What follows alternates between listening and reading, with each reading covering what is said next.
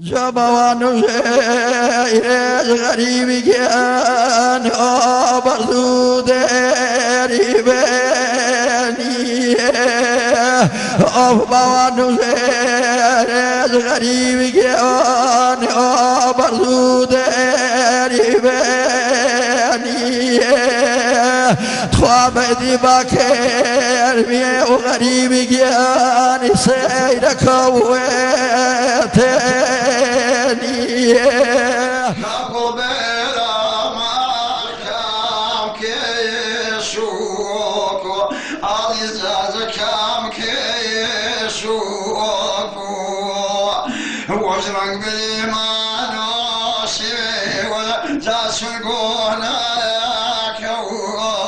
كولا قالين هنير وتكياب تختو فتريدر شيان وسرهوياب هشمز هويا اوه هم ساليان نجيب چشميدر جنين وعريان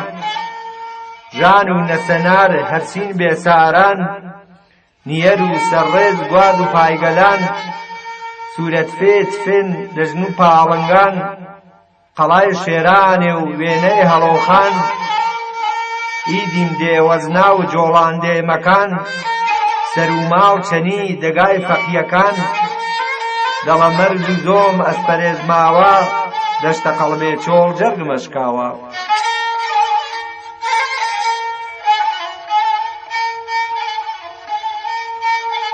دەگاو عالما و ژۆنی هەواری مەسکەن و مەواخر و ڕواری دەل مەکانەکەی پەنجەڕەنگینم چەمچە نەخشینا هێشور نشینم دەگاگا ڕاگە و گەشت و سێرانی ڕووبە هەوارە بووک و مارانی ئەی دڵ مزگاونی ئاما و کۆچیاو ئەی دڵ مزگاونی ئاما و کۆچیاور شای شاوی سەرداو خەماون کرد فراو هاو گرد و غبار محمل دیاورن دەگلیڵاو بیڵبۆ چوونە قەراورن سەرداو خەماون کرد فراو هاو گرد و غبار محمل دیاورن دەگلیڵاو بیڵبۆ چوونە قەراورن چون بە ئەنجەتاو هجراو نەباڵاوش چون بەن جتا و هجرا و نباڵاوش ئەسڵەن هاوز و هێز نەمەنەن جەلاوش فراو قژ بەوتە و تەوانا و سەمنەن پاو قوەی ڕەفتار جەلاوش نەمەنەن فرسەتەن ئەرواح بشۆوە پێشواز پەردەی بیناوی تۆپەی پاویان ناز دیوە فەرش بوو زۆ وەسەد حڕێژدا پاو کە سەمەندش پاو بنیۆ پێشدا عینەین و ئەسرین ئەو پاشی ڕاوشکەر نەگەرد بنیشۆ وە گۆناوی دڵبەر باشاوی خاڵخاسان جەمین پەڕەی گوڵ باشاوی خاڵخاسان جەمین پەڕەی گوڵ وەی ئەساوسەوە یاڵ و مەنزەڵ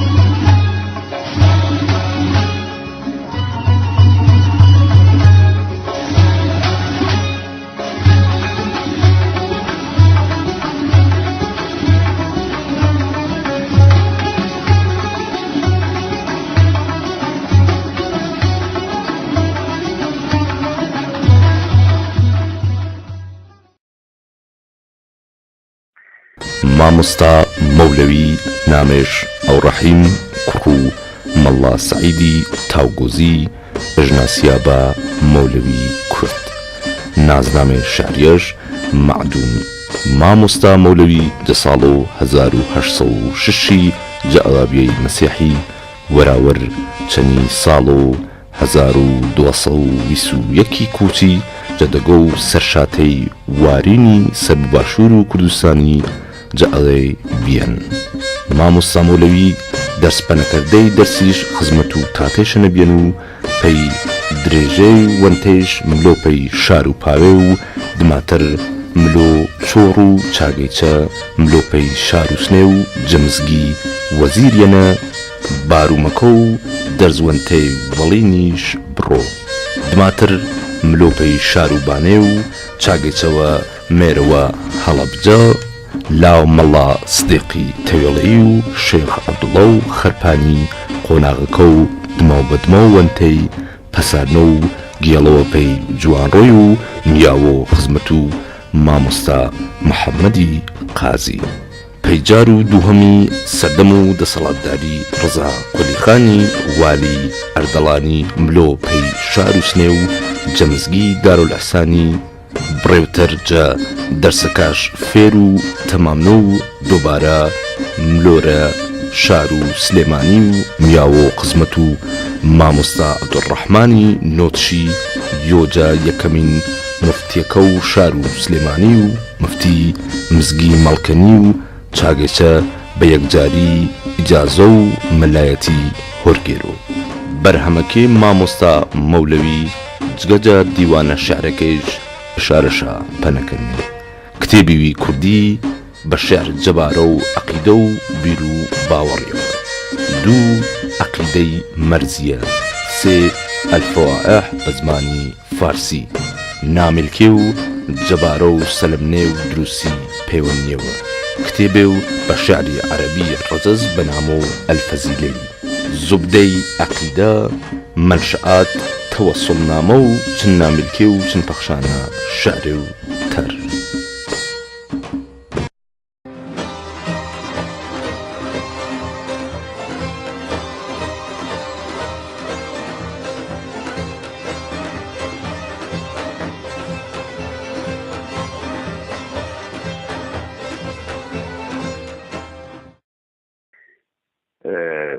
جبارە و مەولەوی و ژیان و بەسەرهات و مەولەوی و دیارەن چێوێفرێن نووسێنێ و خاستەرین سەرچەمە پەینێ مەجبارە و مەولەوی و یاگێ ئیتمینانی مابۆ یاگێ متمانی مابۆ نوویسەکە و مامۆستا مڵاکەریمی مدەڕسیان کە بەرحاڵ جیاگانی تریشەنە کە سەر و مەولەوی و چێونوویسیان سەر و ساڵ ژەڵاویێش سەر و ساڵە و کۆچی دماییش گرکۆکێنێ کە ساڵ 1221 کۆچی مانگی جە دەگا و سەرشاتەیە نەجناوچە و تاوبۆزی ئابەشەکە کەوتن بەش و عێراقی یانی شێواچمی بەش و باشوور و کوردستانی جەعرابیەن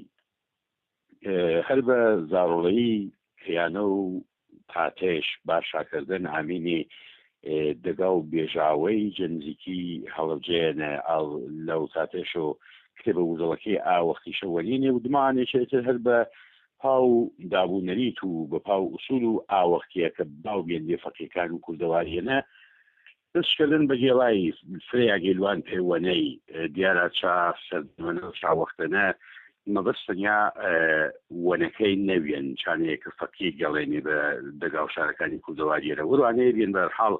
دنیاوە زیاترە دنیاوە گەورەترە بینا عالمی زیاترشا چەند بەنە بگناوە بەرحاڵ جەهەمبانە و ئایشانە چێ وزا سەر و خەرمان و وێشان هەر بۆ نایەنە چۆ بێن کە مەولەوی بەرحاڵ لوان پاوە لوان چۆڕ و مەریوان و سنە و بانە و سلێمانی و مایەوە جقەڵا و جوانڕۆی نەمەنەوە و ئاخرەکەی چ جە سلێمانیەنە لاو مڵاڵ ڕەحمانی نۆتشیۆ کە ئاوەختە مفتیش شێرانی بێن و مامۆستا و مزگی مەڵکەندنیش بێن جە سلێمانیەنە ئیجازە و وڵایەتیش وەرگرتن بەڵام پاسە بزان و ئێمە گرنگتر چانێک بێ باس و ای مۆزۆیە کەلمێ کە مەولەوی چکۆ ژوەنن چکۆ جارەی بێن چکۆ فۆتشکردن بابەتی تری هەنێ جە دنیا و مەولەویەنەوە سەر و مەولەوی کە کردی و باشا سەر کردێ بەڕاستی ئەهمیەت و بایەخێوە یەکجار فرە و فراوان شان مەولەوی جگەجە دیوانە شارە هەورانیەکەیش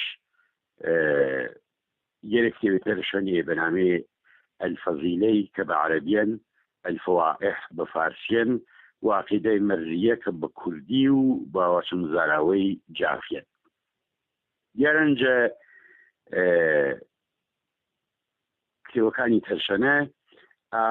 بایەخە کە بە شعرێژدان دیوانە کوردیە هەورانی کەشەنە چا ئەپاشکۆنین و پاشێوازە نین چونکە چاکە مەبەستی تەری هەنی گەرشانی شانە شادۆ هەرچەند لایەنێ گرنگی هەنی چاڵیشای چەنە پێی نمونێجی فارسیەکەنە کە ئەمن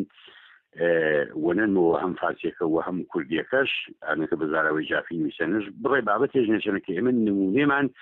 جا ئەدەبیاتی کوردیەنە کەمێنیە ڕاستن بابەتەکە بابەتێوە تایبەت و اختصاسیان بەڵام ئێوێش بە مەزەنە و وێش بە فکر و وێش بە ویر و وێش بڕەچەوێت تایبەتی ژواتێنێ کە مەتاوم کۆمەلگاکاتێنی دەوروبەریمانەوە تەماشا مەکرد بێت شێعر و شاعرێوە واتە و ئینسانێوە گەورەیمەوە بە زەربول مەسەلە فرێوە جە بەیتر شعران و مەولەویە چاکتێوان نەمەتاوان حاڵشانە بۆ و تایبەتمەندیشانە بۆ پێی زوانی کوردی و بە تایبەت لەهجەی هەورانی مەولەوی دیارن کەسایەتی و شخصیەتێوە یەکجار گەورەش بێن شتانێرەکە بێن بە مڵا و ئیجازە مڵایەتی شورگرتن دەستشفەنەکردن پسە دابوو سەردەم و وێشە فەقیش پەنیاونێنێ دەرش بە فەقیان واتن بەڵام دمە و ماوەیەوە وازشتنە ئاردن و ئیترا ئارمانشن نەکردینە ئەو بەتایچێکەوە مسامڵا کەریم بەسوانەیە مەکەرۆ هەوا و تەسەوفی کەوتێنەکە لەو مۆلەوی پۆشی وازشتان مۆزۆریە هێنا ئاردن هینە ڕاستن شکەژ نەچەنە بەڵام کە باس و تەسەوف و مۆلەوی مەکردی و نمەشی و پسە سۆفیەوە ساڵەی بێمێکە مۆلەوی مجموعە سۆفیەوە مجموعە پەیڕەوێوە نەقشبەندیەکان کە جەسەردەم و مۆلەنا خالدیەنە و جەسەردەم و شێخ عوسمانیەنە و دماتەریش بێنێ جیاوازیش ئەبێنشنی عموم و فەقێکاتەری جیاوازەکەشان ناچاگەنە ئێوێ ئەمن وێم هەرچەند چابارەوە ڕەنگەن شێوەی پاشخۆڵ نەنووسیان یان نواچیان بەڵام ئەمن پسەمەزان و مەولەوی نەک موریدێوە ساڵە نەک شۆن کەوتێوە ساڵ و نەقشبەندی بەڵکم مەتاوە یۆجە تئۆرسیەنەکان و ڕێبازیە بێ بۆ چار سەردەمەنە و باواشم نەک هامکار بەڵکو هام فکر و شێخان و نەقشبەندی و بەتایبەت شێخ عوسمانی سەراجدینی و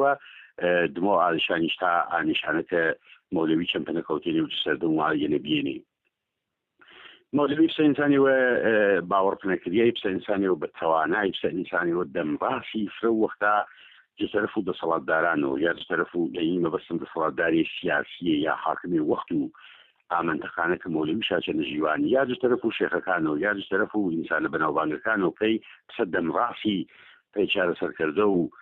گیر و کێشە و گیر و گرفت و خێڵەکان گیر و گرفت و تەنانەت دەسەڵاتدارانیش ڕوانە کریان و لوان و بەپاو داستان و حەکایەتا کە چابارەوە گەڵناشاوە مەولەوی هەمیشە بە سەربەرزی و بە سەرکەوتنی و بە موفەقیەت گێڵانەوە پێی نمونەی کێشەوە کە غوڵام شاخانی ئەردەوان هەنشتنی وڵاتان و منتەقەوسنەی مەولەوی مەلۆپێ چارەسەرکردەش ئینە گەورەی مەولەوی وە پلە و پایە و مەولەوی چ جەڕووی کۆمەڵایەتیەوە و چ جەڕووی زانستی و علمیەوە نیشانە مەوە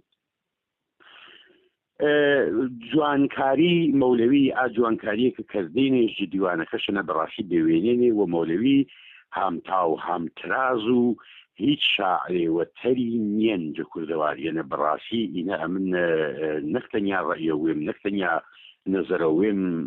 نەزەرە و فرەکەسیەنە مەولەوی جگێردین پسە فارسی ماچان سەر و گردنێ بەرسەر و واڵاتەرن تاوانش استفاده کەرۆ تەمام و قابلیەتەکان تایبەتمەندیەکان و تواناییەکان و زوانی بەتایبەت زوانی هەورانی دیارە من وەڵپەر کە لێکۆڕینی و وردی شخصیم سەر و دیوان و مەولەوی ئەنجامدا پێینەیە کە ئایا مەولەوی تا چ ڕادێوە استفادەش کلماتی غەیرە کوردی غەیرە هەورامی و عەرەبی و فارسی کردن کە باو و سەردەم و مەولەوی بێن و گرد و شاعرەکان هەرمانیشانەکردێنێ وەختی تەمام و دیوانەکەم ئیدیم و ئەودیم کرد فرە بە وردی دیانشپەی ملیۆ فرە بە دەگمەن و فرە کەم مەولەوی کە مڵێوە گەورە مڵێوە زانا عەرەبی زانێوە سەیر و سەمەرە بێن بە کتی و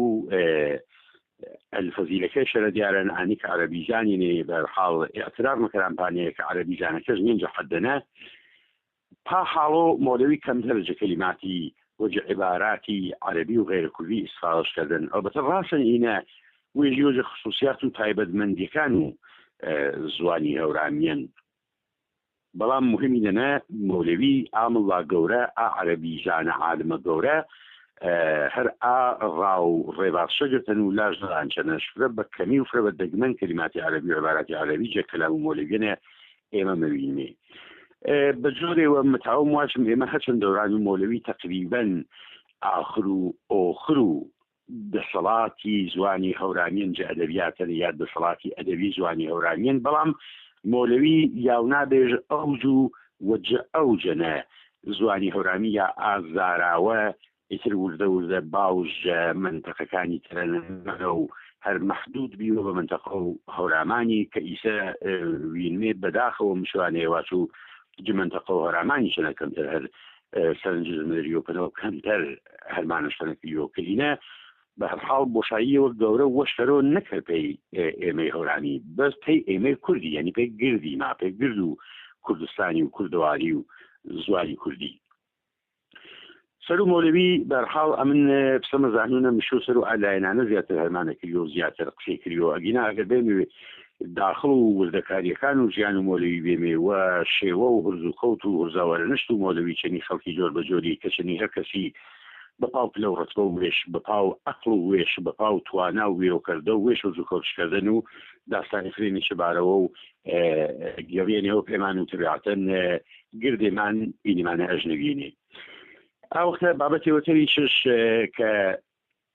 مەتاومێ ئاماژەش پەنەکەرمێ کە دنیا و مۆلەویەنە کەمتەر ڕەنگەن باش سەرکریا بۆ ئاکەسێکە چێوشا سەر و مۆلەوی نویسەن ئانەنەکە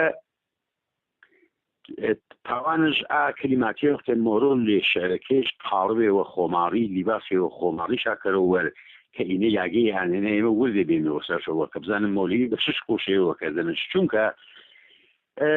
جیاوازی وردێ فرێ بین و مۆلەوی و شاعرەکەی تیمانە هەنی بەڵام جیاوازیە بەرجەستە زەقەکە ئینەکە باسم کرد ئینەکە ماسوور ئاڵتاوانش ئەپا شقوشەوە بەرگێەوە خۆماڵی کەرەوە وەر و کەلامەکەیش وەر و ئا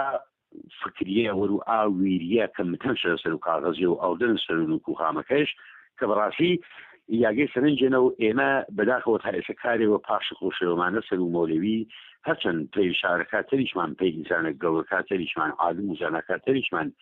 ئی هەرمانی ما هەر نەکردێنە بەڵام بەرحاڵ یاگەی وێژ بێ کە پێی مۆلەوی زیاتر کردووە ئێمە ئیسەیج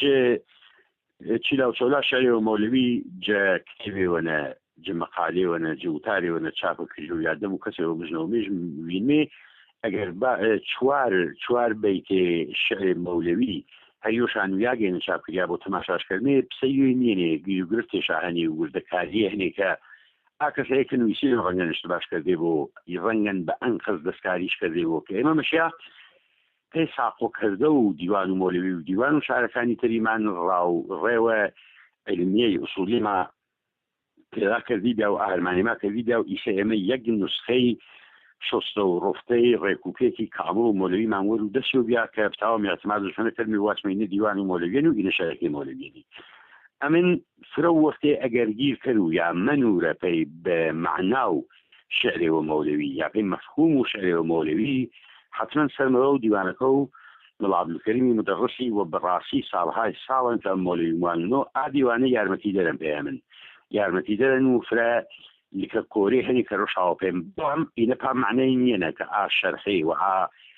مەفهوم یا و نایشە کە مامۆستا بڵاکەری کردن بێعیبن و ئیتر هیچ گیر و گرفتێوەژێن نەخێر پێی نمونەی ئەمن هەر ئەچێ ڕوانە شاڵی گەردە خەم چون وەباڵ خەم چون وەیاگەی شاڵی نەبۆ شاڵ ئازیز وەکەرەم من تەڵەب کردن من دەرد دووری تەوانام بەردەن جدیوانەکە مامۆستا بڵاکەری وێنەکە تەماشام کرد ئا شەرحی کە پێش کردێنە بۆ چوونەکە و پەیلواکە و مامۆستا بڵاکەریمی نەکەن ڕازنێن ڕاز بە پێچەوانە و واقعیەت و شێرەکەنجا هەرچەند ئینە جبایەخ و کارەکە مامۆستا بڵاکەریمی کەم نمەکەرەوە بەڵام ئینەمانە پەنەماچۆ کە ئێمە ئەشیا شۆنانێ لە مامۆستا مڵا کەریمانەشەکردن ئا کەسێک کە تواناشا بێ ئا کەسێک کە چابوارەنە چەنە ئامێنی و متاوا قەڵەم و بوزا سەر و کاغەزی و چی خاستە بادەسەوە ئا هەرمانەشا کە دیدا یا ئێنەکۆ مامۆستا مڵا کەریمیشا ئیسلاح کردیبا کە ئەمن هیوادارنان بە سەرنجدای ئەکەی وەزەیەکە ئیسە هەنە لێ کۆمەڵگا و کوردەواریەنە وەجه منتەقە وەرامان چەنە خەڵکانیەوە پەنەیاوێ و ئەنەیاوێ و ژیری پێدەبینێ هەرمانی کریۆ زیاتر سەر و مۆلوی هەرمانە کریۆ زیاتر مۆلوی بژناسی و بە خەڵکی چونکە بەڕاستی مۆلوی گەنجینەوە گەورەن کە کورد مشۆ شانازیش بۆوەکەرەوە ماچە کورد مشۆ شانازی کەرەوە بە مۆلوی و ئینە ڕاستن بەڵام بەداخەوە ئەچێ ساڵانی چەنە کە بەرحاڵ کورد پێوێش ئایۆمایەوە چەند و دەسەڵاتیەوەش دەسەوبێن هەرگیز لێوەشا لەو مۆلەوی نەکردنەوە و هەرمانەوە جددیە چابارەوە نەکردێنێ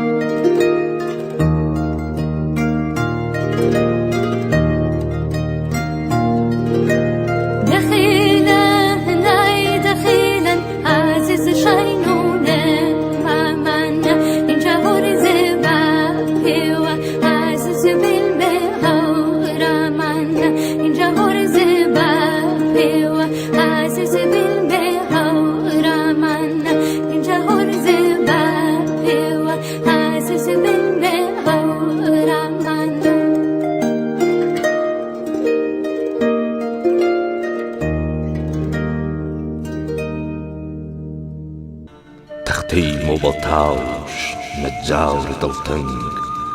گیرگێ جداوم کەڵاوفەی شەوڕەنگ نامەی ئایرین گەرمی ئەنگیزت دووی پوش دەستەی دەردی ناو خێزت یاوا و حاڵیم بی یەک یەک ئیشاران خەندەم کرد هەیهاو دەردەکەن یاران ئەڕاو سەندۆسیت دۆسەکەی گیاوی من وەداور کوڵک خەماوم مزاوی هوونە بێ پایان دەردم وەردەبوو تەجروبەی توڕداوم عەشقم کردەبوو هەڵاوی گرپەی دەرد ئەو باڵاوی ئاڵا نەکوورەی دەرین نەگرتن باڵا داوم دوو باڵدەی سەیادە قاتڵ نەپێچیان نەدە و پاوی شکستەی دڵ فرسەت نەکەوتن بەو ڕەنگ هاودر بۆ جەفاوش فراوەن وەفاوش ناودر بۆ دەخیلی زووتر کێش پاک ئەو دماوە نەگنی نەیتوڕداوم وە هەردوو پاوە جەو دماوە دەست باو ئیستیغناوە لەرزێ وەسەر تەڵ داو لە فەناوە سەروەنەڵ ببوو وە باوڕی گەردەن بۆ ئاوزی هەرساوت ئاواوت وە مردن نەپەی ئەو ڕەویەی بەینەڵداوری بۆ نەپەی تۆت وە مەرگ ڕەستەگاوری بۆ ئەو سەبر ئەو تاقەت ئەو تاو ناوی دەرد نەدیت خەرجم کرد فاوێدەش نەکرد ئێستا سۆچیاو گەرمی دڵ سەردیم سەوداوی ساراوی دەرد بێ دەردیم ئەر مەژنەوی خاوس وەرنەمەزاون مەرگ پەرەی تۆز مڵۆ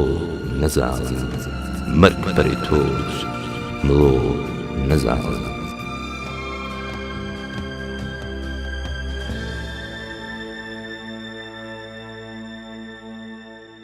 مەولەوی لەو شاعرە گەورانەی کوردەکە وەکو ئەستەرەیەکی گەشت بە ئاسمانی شاعری کوردیەوە ئەدرۆشێتەوە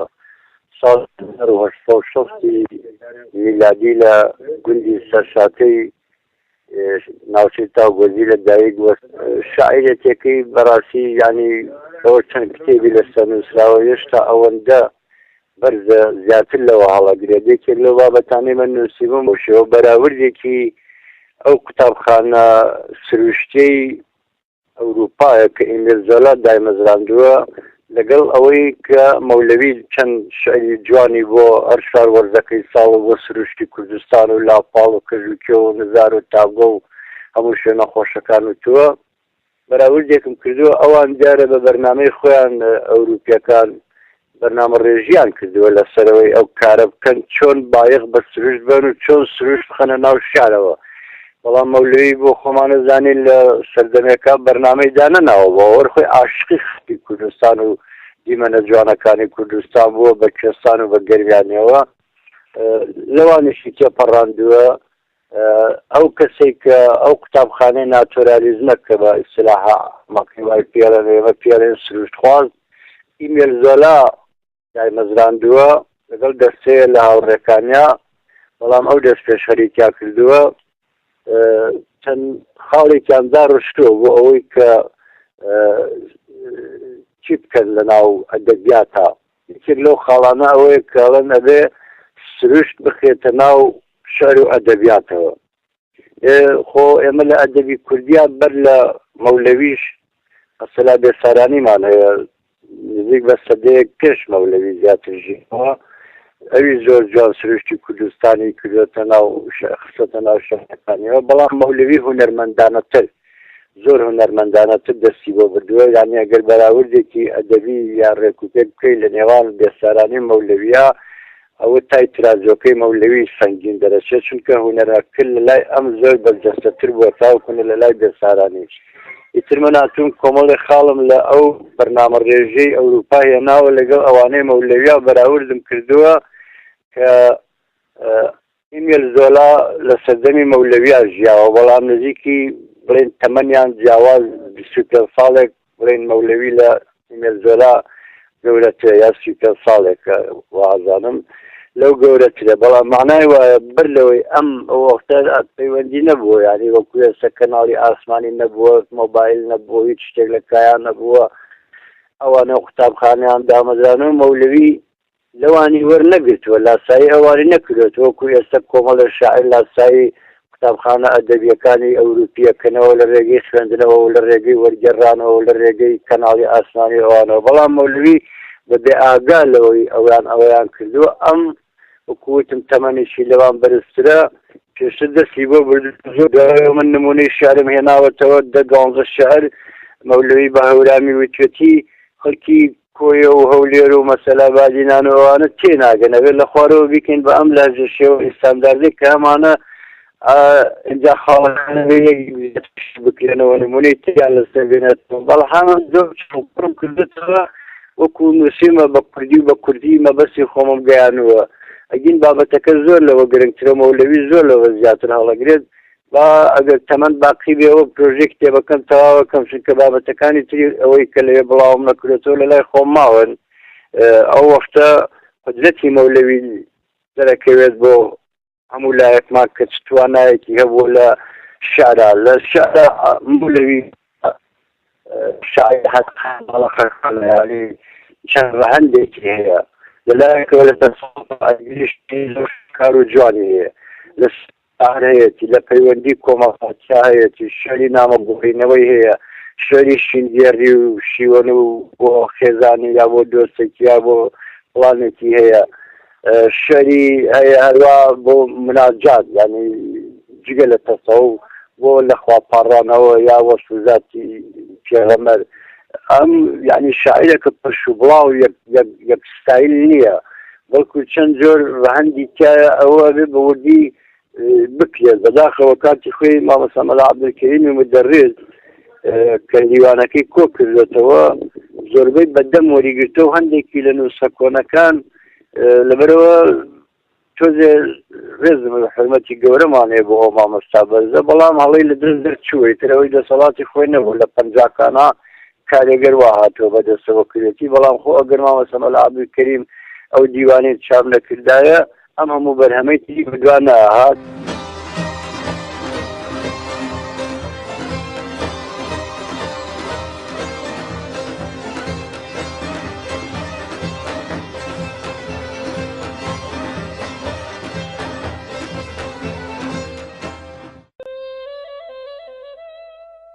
ئەمجار سەختەرن زامم جەجاران چڵمە دۆدایم چون گەستەی ماران هەروە زۆر مندەن ڕای ئامای نەفەس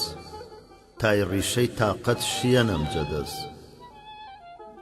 بڵێسەی فراق سۆچنان جەستەم ناسۆرن زامان گازی خەمبەستەم دووی کەواو دڵ پۆشان سەرهەردام زەردکردن ڕوخسار پایز دەردام سەرسامەن عاڵەم یەکسەر جەناڵم فەڵەک مۆرەی بەد شاناوە تاڵم مەینەت سەربەرزن شادیم زگارن ساقی جامەکەت ئەمجار وەکارن بۆرێوە مەجلیس لابەر پەردەی شەرم و دەورێ دیسان بەزمێ کەرمێ گەرم تا مطریب وە ساز حەنجەرەی بێگەرد هۆردۆ مەقامێ دەواکەرۆ دەرد بەڵناکان نەیچی بەیۆ جەلاوە و مەقامەکەی قەق نەزاساوە بەزمێمان جەم بۆ چون هەردە جاران بنۆشین جامێ وەیا دیاران هەروە زۆر مندەن نیم نەفەس باقی پڕکرد جامەکەت دەخیلم ساقی ئەر ئازیز وەی تەور لێم کەرۆستەم خەڵاسیم نییە ئەمجار خاتر جەم عرق چون شەونم نیشتەن نەڕووی گوڵ تەڕکردن تاتای توغراکەی سونبڵ جەقازانی خەم دڵکردن وە ئاو وە درۆ ماچۆ مەجێر و گوڵاو ئازیزم گوڵاو بۆی خۆی کوڵمتۆن ئەر بۆی تۆ نەبۆ بۆی گوڵاو جەکۆن زەڕەی بۆی زوڵفت کەفتەن نەبەرزان بۆی گوڵان کردن جەبەرزان هەرزان ئازیز وە مەرگت گەر ئینسافت بۆ هەنی کافیەن بۆی زوڵفت پەی تۆ ئیتر چ حاجەت وێت مەدەی عەزاو قبوڵکەری جۆر مەجێری کوڵاو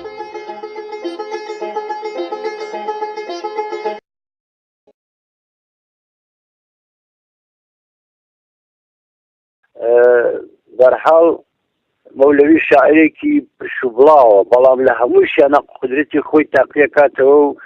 سەرکەوتنی بەدەستێناوە یعنی ئەگەر بێنیت شاعرێکی وەکو بڵێن مەحوی کە لە تەسەووفا بەناوبانگە یعنی وەکو مقارنەی ئەدەبی بەراوردی یەکەی لەگەڵ مەولەویە چۆن دەستی بۆ تەسەووف بدۆ چۆن دەست ئیشارات و ڕموزەکانی ناو تەسەووفی خستۆتە ناو شعرە و ئیستەتیکا یعنی جوانکاریێکی تەواوی پیاوە ئەبینی کە بەراوردەکەی لەگەڵ مەحوی ئەوانەی مەولەوی بەدەستترن بەس مەحوی خوێنەواری زۆرترە لە بنەوەی بەو لەهجەی ئێستا قسەی پێکەی نووسیوەتی خوێنەری زۆرترە مەولەویەکە بەداخەوە خوێنەری کەمە چونکە هەورامی کاتی خۆی دەسەڵاتێکی گەورە بوو زمانێکی ئەدەبی فراوان بوو وەکو گۆرانەڵێ بە سەردەمی گەشەکردنی خۆیان سێکوچکەی کەرکووک لە ڕوستان هەمەدانی گرتوێتەوە بەڵام ئێستا هەورامان چەپەک کەوتووە تەنیا شوێنەوارێکی کەم مەرەک و مەولەوی یا بێسارانی یا خانای قوبادی یا یوسفبگی ئیمامی یا مەسەلا میرزا قاری تەوێڵەی میرزا قاری پاوی ئەوانە ماوەنجا ئەوەش خوێنەریان کەم بۆتەوە بەهۆی چەپەکەوتنی هەورامان و چەپەکەوتنی لاجەکەیان و ئیتیمام نەدانی خوێنەری یعنی خوێنەر نایە خۆی ماندوو بکە ئەو لاجە نازانێ بیخوێنێتەوە ئەی بۆ زۆر بە ئاسانی ئەچنە دەورەیەکەوە فێری زمانی ئینگلیزی و فەرەنسیە بن ئەی بۆ نایەن گەشتێ لە هەورامانە بکەن فێری هەورامی ببن بۆی هیچ لەبێ لەو ئەدەبە دەوڵەمەند و ئەو میراتە گەورەی بە هەورامی وتراوە تێبگەن جان مەولەوی سۆرانی نەبووە مەولەوی جاپە جاپیش بۆ خۆیان لەهجەی تایبەتی خۆیان هەیە لاوە و بوو گەوهات کەسەوانە ئەوە عەقیدە مەرزیەکەی بەوە نووسیوە ئینجا دیوانەکەشە شەعرێکی تا تەپڵاخی دووکەڵ هیجرانی دڵبەر جەمبووگەوە کەور ئەڕێ سەقوی سەر حاشا خۆڕەنگەم هیچ نەماگە پێسەرم وەکو تا دەنگی لێوەتی ئەوە لەهجەی جاپە مەولەوی بەو کارێکە پیگوێتی لەسەر بە شێوەی هەورامی درێژە پێدەری پێش خۆی بووە یعنی لە میرزا عەزیزی موچەشەوە دەست پێکا تا ئەچێ بۆ لە ڕوستان بۆ لای وەڵام ڕێزا ئەرکەوازی و تاوەکو نەیەتەوە بۆ خانای قوبادی بۆ مەنتیقەی جوارڕۆ تا یێساران و بڵێن هەورامان بە گشتی و تا مەریوان و تا نزیک بە موکریانی گرتوتەوە ئەو لاجەیە درێژە پێدەری پێش خۆی بووە بەڵام ئەم توانیوێتی لەناو ئەو درێژە پێدانەوە یعنی زۆر جار شاعیرەکانی پێشوتیان خوێنینەوە ئەو هونەرە جوان و بەرجەستە مەولەوی هەیە لەلای ئەوان نییە یعنی ئەم زۆر زاڵە بەسەریا ئیتر ئەو سەردەمە مەولەوی بەو لەهجەی هەورامی شعری نووسیوە لە سنووری قەزای هەڵەبجە و هەورامانە کە دراوسەیەکین لەگەڵ جاپا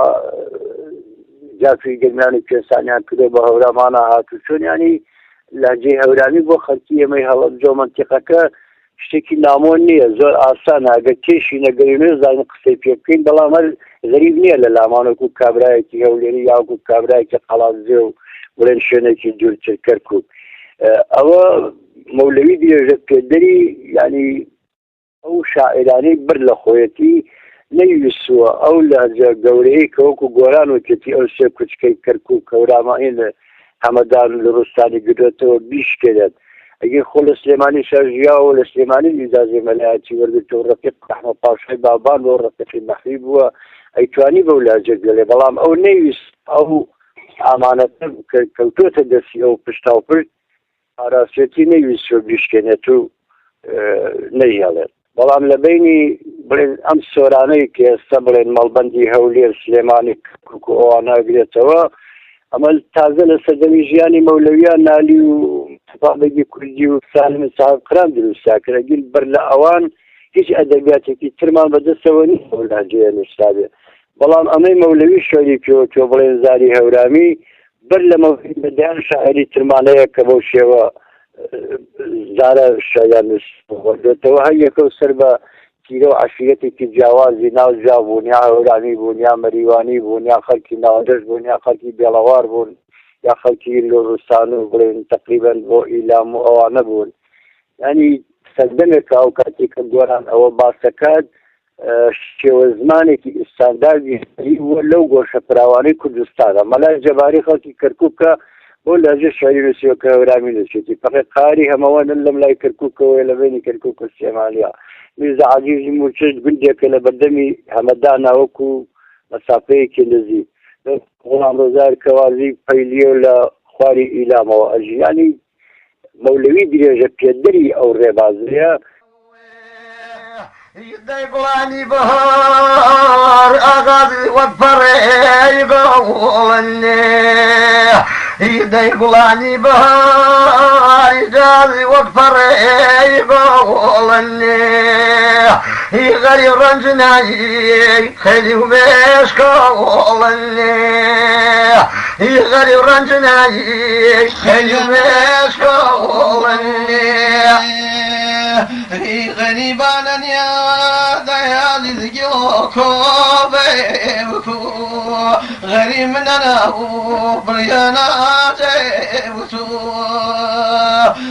غريب من انا بريانا جيبتو أبلا ولا وبرخة كميلة وويه أبلا ولا ويانا كميلة وويه إذا زرب الرنازي لا كميلة وويه إذا زرب الرنازي لا كميلة وويه إذا زاد شن دليلك راضي سرب ذيلا فريحة وضيب بضيفين يا فريحة وضيب بضيفين يا جاورين بين أغاضي شاكدا ما ونمي ابن وين بين جاليلا شاكدا ما ونمي بفرما مشاو زغل زاما ونمي بفرما مشاو زغل زاما ونمي إذا الموضات بخالي زامك هي ويرسوني إذا الموضات دينا صار زامك هي ويرسوني من غم من يهواك الإجلال وترني من غم من يهواك الإجلال وترني إذا غم سرسير غازي جلابي ونجمي من غمان سرسي جازي جلابي دي جمي يشربت بكمي ومنعي كامي وكمي يشربت بكمي ومنعي كامي وكمي ديبنا من يرثمك يتخابنا بينا يرثمك ذيبي ونوي تخاضري بميضك ما يشكي ونوي تخاضري بميضك ما يشكي ونوي جامع ظلم بقربان جالي لعضلتي قريبي يباد الله بقربان جنابي ضويته قريبي يسمم في خشوه وقبل ذا قريبي يسمم في خشوه وقبل ذا قريبي دنجي لا كرك جلنا يدك وشمي دنجي لا كرازنا يدك وشمي يا دنجا كتون يا من خام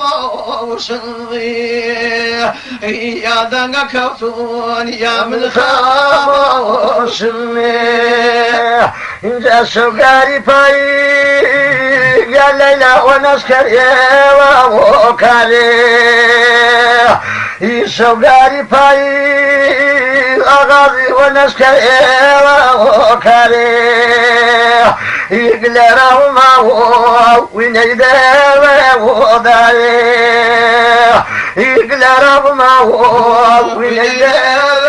و داری كرادل من قتل بخار في باشكا يداري ونوي آدم من قتل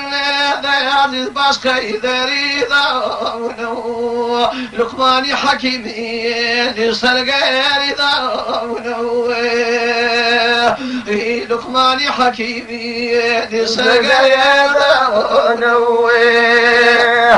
أغلى ولا ويانا كميلة هي أغلى ولا وبرخة كميلة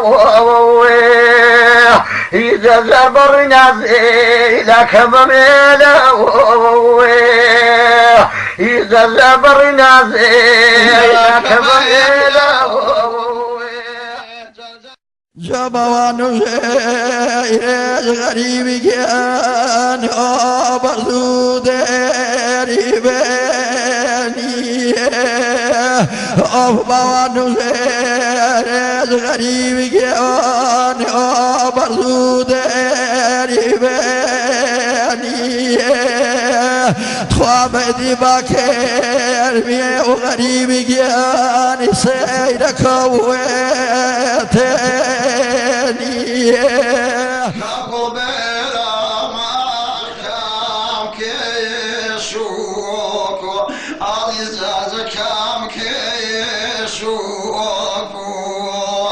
وجرك بالإيمان وشي ولا تسرقونا تەکەوڵە گەلێن هەنێڕ و تەکیە تەختە و پەتریلەر شیان و سەرهویە هەشەمێز هویە ئەوێ هەم ساڵیان نجێ چەشمیلەر ژنێن و ئاریان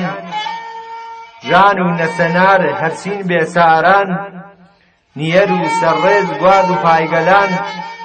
سوورەت فێت فێن دەژن و پاڵنگان قەڵای شێرانێ و وێنەی هەڵۆخان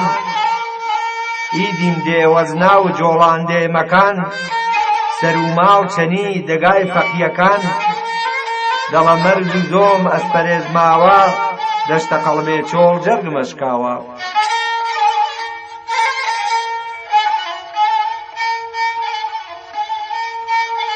دەگاو عالما و ژۆنی هەواری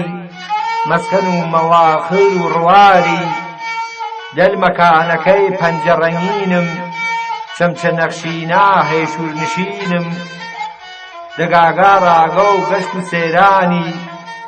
ڕوو بە هەوارە بووک و مارانی